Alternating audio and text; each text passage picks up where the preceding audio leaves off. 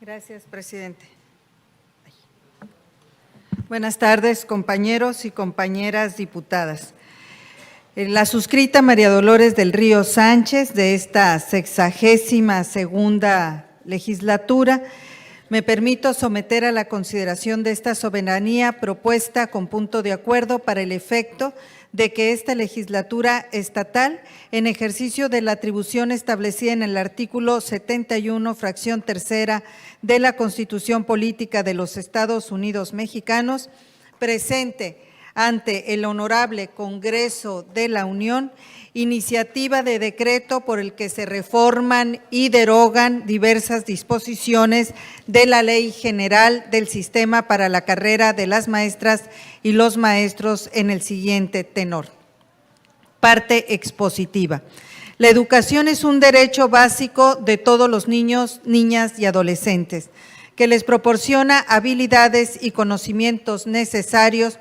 para desarrollarse como adultos y además les da herramientas para conocer y ejercer sus otros derechos. En México, más de 4 millones de niños, niñas y adolescentes no asisten a la escuela, mientras que 600,000 más están en riesgo de dejarla por diversos factores como son la falta de recursos, la lejanía de las escuelas y la violencia. Además, los niños y niñas que sí van a la escuela tienen un aprovechamiento bajo de los contenidos impartidos en la educación básica obligatoria. Las consecuencias de dejar la escuela impactan a las personas durante el resto de su vida, ya que les impiden desarrollarse plenamente, limitan sus oportunidades laborales y dificultan que ejerzan plenamente sus otros derechos. Conforme aumenta la edad, este problema también se hace más común. 3 de cada 10 adolescentes de 15 a 17 años se encuentran fuera de la escuela. Dependiendo de la edad y del grado escolar de las y los estudiantes, las causas del abandono escolar son diferentes, aunque en general pertenecer a un hogar de bajos recursos aumenta el riesgo. El objetivo de la educación es el desarrollo general de los individuos a fin de que puedan desenvolverse en la sociedad, generar pensamientos críticos, proponer ideas o proyectos en función del bienestar común y de sociedades más justas y equilibradas. Asimismo, es importante para poder conseguir mejores oportunidades laborales y así construir un futuro más próspero, no solo para tener mejor calidad de vida, también para ayudar al crecimiento del país. El derecho a la calidad de la educación es la facultad jurídica de un titular de derecho de acceder al conocimiento para desarrollar las capacidades necesarias para producirlo, a partir de métodos de enseñanza que enfaticen en las habilidades de comprensión e interpretación y no en los procesos de memorización. El derecho a la educación no se limita al hecho de ingresar al sistema educativo, poder permanecer en él y ser tratado en condiciones de equidad. Para su realización plena en el Estado de Derecho, debe reconocerse al titular el derecho a una educación de calidad. Una educación de baja calidad, soportada en procesos de formación débiles y carentes de orientación y dirección, no solo afecta el derecho fundamental a la educación de quien la recibe, sino el derecho de la sociedad a contar con profesionales sólidamente preparados que contribuyan con sus saberes específicos a su consolidación y desarrollo. Mucho más cuando provienen de instituciones públicas financiadas por el Estado. La Ley General del Sistema para la Carrera de las Maestras y los Maestros, resultado de la reforma educativa de 2019, sienta las bases para reconocer la contribución a la transformación social de las maestras y los maestros como agentes fundamentales del proceso educativo y es reglamentaria de los párrafos 7º y 8º del artículo 3º de la Constitución Política de los Estados Unidos Mexicanos y tiene por objeto normar los procesos de selección para la admisión, promoción y reconocimiento del personal que ejerza la función docente, directiva o de supervisión de conformidad con el artículo de dicha ley general. Muchas gracias.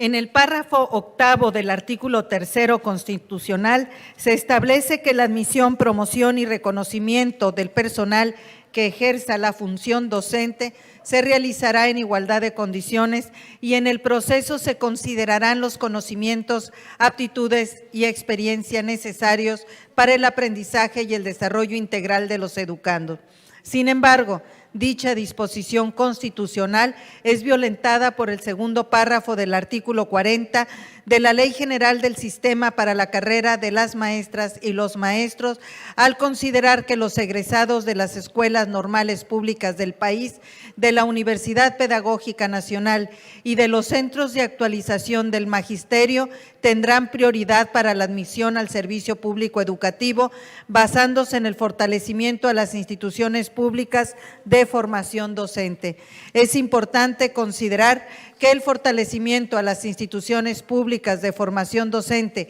al que hace referencia el párrafo noveno del artículo tercero constitucional, no necesariamente se refiere a darle prioridad de admisión al servicio público educativo a los egresados de las escuelas normales públicas del país, de la Universidad Pedagógica Nacional y de los centros de actualización del magisterio, como lo ha establecido erróneamente los artículos 35, 39 y 40 de la Ley General del Sistema para la Carrera de las Maestras y los Maestros, preceptos legales que vulneran flagrantemente los derechos consagrados en el numeral 1, 3 y 123 de la Constitución, así como las convenciones de las cuales México es parte, siendo el Pacto Internacional de Derechos Civiles y Políticos, Convención Americana de Derechos Humanos y Convenio sobre la Discriminación, Empleo y Ocupación, al ser una norma que discrimina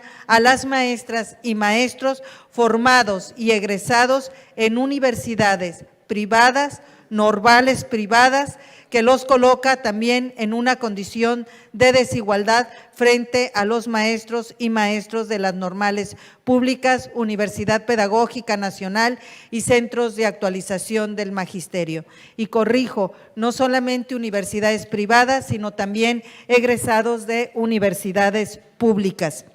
El pasado mes de agosto de 2020 fueron publicadas las listas de los concursantes del proceso de selección para la admisión en educación básica, ciclo escolar 2020-2021, con un orden de prelación que carece completamente de un análisis objetivo de las capacidades, conocimientos, experiencia y habilidades de los concursantes, ya que la posición del orden de prelación realizado no solo tomó en cuenta el puntaje total obtenido, sino también el tipo de institución de egreso de los concursantes, lo cual constituye un acto discriminatorio para los concursantes. En Sonora, al favorecer a las escuelas normales públicas, los egresados de esas instituciones logran automáticamente posicionarse en las primeras listas del proceso de admisión docente con un total de 1,628 en nivel primaria y 479 de nivel preescolar,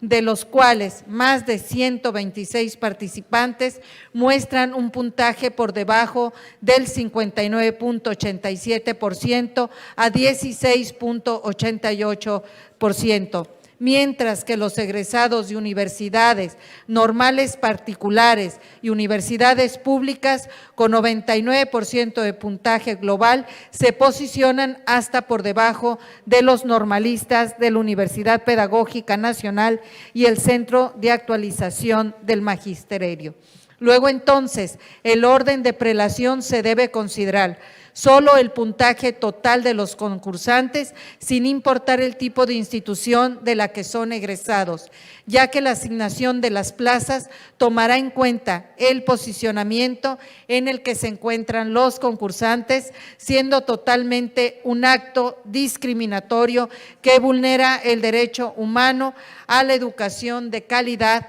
reconocido por el derecho internacional de los derechos humanos y no garantiza la educación de excelencia establecida en el artículo 3 constitucional. La jurisprudencia aprobada por la primera sala del Alto Tribunal en sesión privada del 4 de julio del 2018 nos ilustra en el siguiente tenor.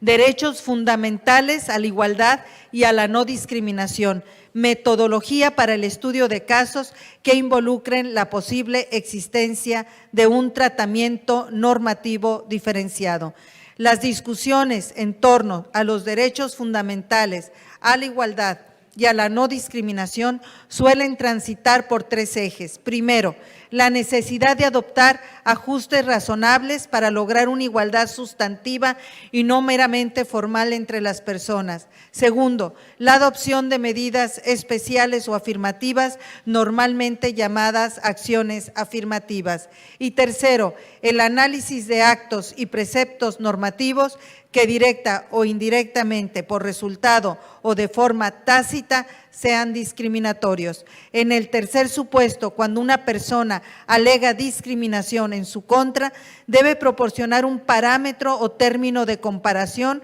para demostrar en primer lugar un trato diferenciado, con lo que se busca evitar la existencia de normas que, llamadas a proyectarse sobre situaciones de igualdad de hecho, produzcan como efecto de su aplicación una ruptura de esa igualdad al generar un trato discriminatorio entre situaciones análogas o efectos semejantes sobre personas que se encuentran en situaciones dispares. Así, los casos de discriminación como consecuencia de un tratamiento normativo diferenciado exigen un análisis que se divide en dos etapas sucesivas y no simultáneas. La primera implica una revisión con base en la cual se determine si la situación en efecto pueden contrastarse o si por el contrario revisten divergencias importantes que impidan una confrontación entre ambas por no entrañar realmente un tratamiento diferenciado. Y una segunda en la cual se estudie si las distinciones de trato son admisibles o legítimas, lo que exige que su justificación sea objetiva y razonable, lo cual utilizando según proceda un escrutinio estricto o uno ordinario.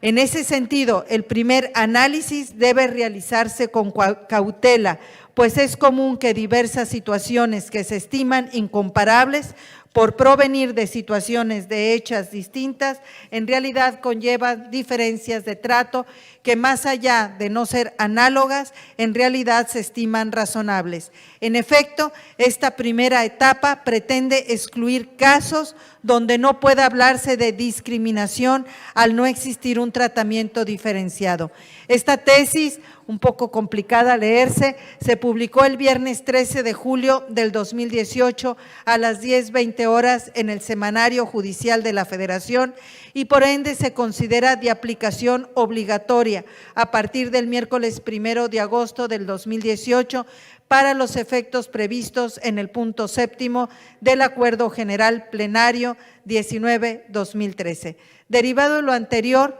los artículos 35, 39 y 40 de la Ley General del Sistema para la Carrera de las Maestras y los Maestros son disposiciones discriminatorias, ya que a. no obedecen a una finalidad objetiva y constitucionalmente válida, ya que el fortalecimiento de las instituciones públicas de formación docente, de manera especial a las escuelas normales, puede realizarse a través de diversas acciones y no necesariamente otorgando prioridad para la admisión al servicio público educativo. A los egresados de las escuelas normales públicas del país de la Universidad Pedagógica Nacional y de los Centros de Actualización del Magisterio, ya que no se está considerando ni las aptitudes, experiencia o capacidades para que esos docentes puedan brindar una educación de calidad y mucho menos de excelencia. Y B, no es necesario que la introducción de la distinción de dar preferencia a los egresados de las escuelas normales públicas, de la Universidad Pedagógica Nacional y de los Centros de Actualización del Magisterio constituye un medio apto para conducir al objetivo, pues la finalidad que se busca debe ser garantizar la obligación constitucional de que la educación sea de excelencia y la obligación convencional de garantizar la educación de calidad. C. La distinción legislativa establecida en los artículos 35, 39 y 40 no se encuentran dentro del abanico de tratamientos que puedan considerarse proporcionales, ya que no solo violenta el derecho a la educación de calidad y de excelencia, sino también genera perjuicios para el desarrollo del Estado mexicano. D. La igualdad de condiciones que debe prevalecer para la admisión, promoción y reconocimiento del personal que ejerza la función docente se debe realizar a través de procesos de selección que considerarán los conocimientos, aptitudes y experiencias necesarios para el aprendizaje y el desarrollo integral de los educandos, como lo establece el artículo 3 constitucional, ya que la legislación vigente que da preferencia a los egresados de las escuelas normales públicas de la Universidad Pedagógica Nacional y de los Centros de Actualización del Magisterio es discriminatoria en los supuestos de no ser egresado de algunas de las escuelas señaladas, a pesar de contar con las aptitudes y capacidades para ofrecer una educación de calidad y de excelencia, como lo han demostrado los puntajes del proceso de selección para la admisión en educación básica, ciclo escolar 2020-2021. Por todo lo anterior, la presente iniciativa propone reformar y derogar las disposiciones que contravienen el marco jurídico convencional y constitucional en materia de educación con el objetivo de generar procesos de selección en igualdad de condiciones para que el educando obtenga una educación de calidad y de excelencia y con ello no generar discriminación de acceso al trabajo de otros profesionistas que busquen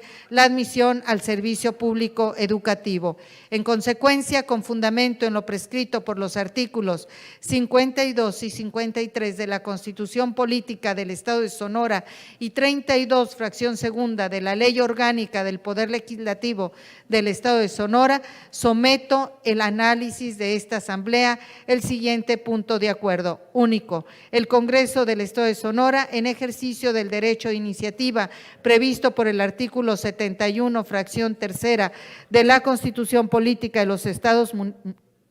Unidos Mexicanos y su correlativo artículo 64, fracción primera de la Constitución Política del Estado de Sonora, resuelve presentar ante el Honorable Congreso de la Unión proyecto de decreto que reforma el artículo 35 y la fracción octava del artículo 39 y se deroga el segundo párrafo del artículo 40 de la Ley General del Sistema para la carrera de las maestras y los maestros para quedar como sigue.